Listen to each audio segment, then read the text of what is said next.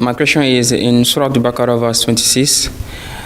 Allah said believers will be united with their partners in Jannah. And I wanted to know if it's about their partners in this world or different type of partner. You see, Allah Ta'ala says mates. They can be man or woman, both. So, one thing is that Allah Ta'ala knows better how He will make the partner in Jannah.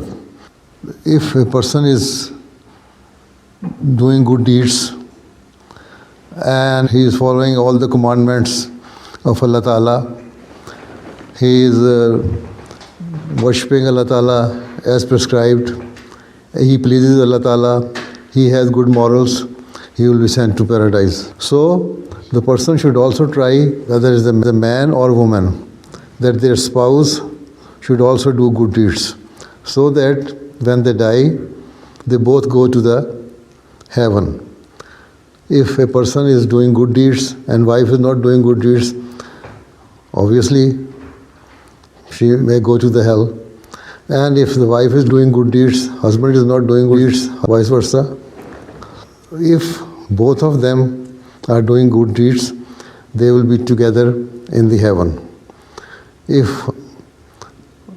they are not doing good deeds, then they will not be in heaven together.